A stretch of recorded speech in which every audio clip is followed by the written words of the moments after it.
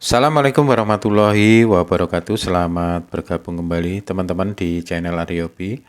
Video kali ini saya akan melanjutkan kembali video yang lalu, yaitu yang berjudul cara mengecek komponen-komponen yang ada pada mesin lampu LED, teman-teman. Jadi kita bisa mengecek ataupun mengetahui kondisi komponen yang ada mesin lampu LED AC ini sudah rusak ataupun masih baik, dan itu diposisikan pada posisi yang tidak terhubung ke listrik, teman-teman. Jadi sangat aman jika teman-teman ingin mencoba belajar mengecek komponen yang mati ataupun yang masih baik, bisa menyimak video ini, teman-teman. Oke, akan saya lanjutkan. Video yang lalu sudah pada rangkaian regulator, teman-teman. Di lampu LED AC ini, rangkaian regulator ini diwakili oleh sebuah IC ataupun IC MOSFET ini yang berpasangan dengan sebuah trafo ataupun lilitan, ataupun bisa dikatakan sebagai induktor, teman-teman. Sebagai catatan saja, teman-teman, jika sebuah IC ataupun transistor yang berpasangan dengan sebuah lilitan ataupun induktor ataupun trafo secara umum bisa dikatakan sebagai rangkaian regulator, teman-teman. Itu baik regulator step up ataupun step down. Biasanya semua itu tergantung pada kedua komposisi ini, baik jenis IC ataupun jenis lilitannya ini.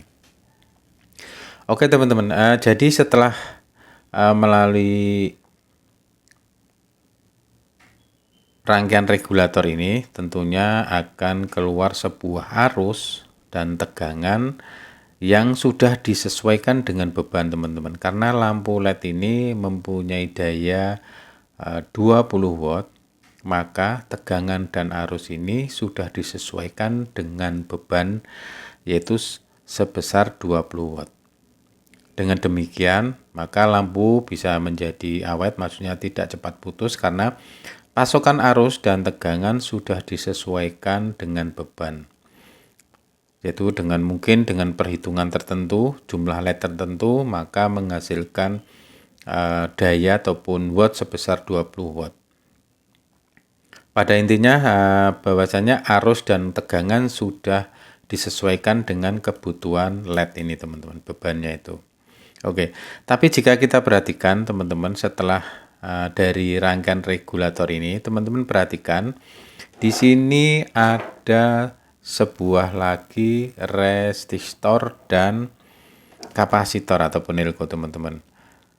Jadi resistor ataupun di sini ada elko ini dipasang di sini tentunya ada maksud dan tujuan. Oke, saya akan coba jelaskan. Elko yang dipasang setelah rangkaian regulator ini fungsinya adalah sebagai filter ataupun sebagai perata tegangan, teman-teman.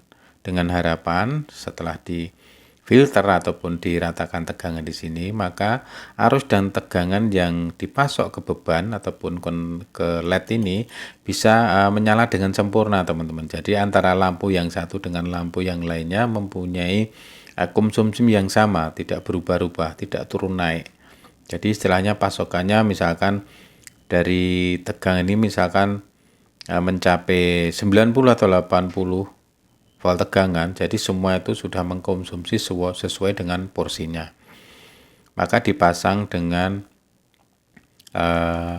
elko filter ini. Sebenarnya tanpa ini pun bisa, teman-teman. Jadi dari elko ini, dari rangkaian masuk ke rangkaian regulator langsung ke beban pun bisa, tapi biasanya di sini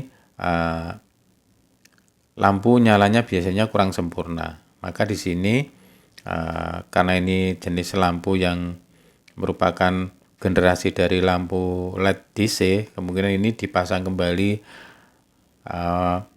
sebuah kapasitor ini sebagai pemfilter tegangan dan arus, sehingga menghasilkan cahaya ataupun nyala lampu yang sangat baik. Jadi alasan dipasang elko filter ataupun elko tegangan ini, perata tegangan ini memang dengan harapan agar beban yang LED ini bisa menerima pasokan yang merata gitu. Oke, selanjutnya kita menginjak ke komponen yang kedua, teman-teman. Komponen yang kedua di sini ada sebuah resistor. Dan resistor di sini tentunya dipasang juga ada maksud. Sebenarnya tanpa resistor pun juga bisa, teman-teman. Tetapi kebanyakan kalau keluaran pabrik biasanya selalu dipasang resistor ini yang dipasang secara paralel. Jadi kedua kaki dari elko ini dipasang secara paralel dengan resistor ini dengan harapan resistor ini mampu membuang arus ataupun tegangan pada elko ini, teman-teman. Kenapa demikian? Karena seperti ini, teman-teman. Walaupun lampu ini sudah tidak terhubung kembali ke PLN ataupun listrik, maka lampu ini masih menyimpan arus ataupun tegangan. Jadi jika tidak dibuang, maka kita bisa tersengat arus listrik, teman-teman. Walaupun itu sudah tidak terhubung ke listrik. Sebagai contoh ini, teman-teman. Oke. Kalau kita sentuh di bagian sini ataupun sini, kita akan tersengat setrum ataupun tersengat listrik karena arus yang ada pada elko ini ataupun tegangan ini masih tersimpan di sini. Maka di sini dipasang resistor pembuang arus ataupun pembuang tegangan atau yang difungsikan untuk pengkosongan kembali dari elko ini. Mungkin bisa dipahami, teman-teman. Jadi walaupun kondisi lampu ini tidak terhubung ke listrik, tetapi lampu ini masih menyimpan muatan ataupun tegangan listrik kalau setelah ataupun sudah dipakai kecolokan listrik. Walaupun tidak terhubung tetap masih menyimpan. Maka di sini dipasang resistor pengkosong tegangan ataupun arus. Oke.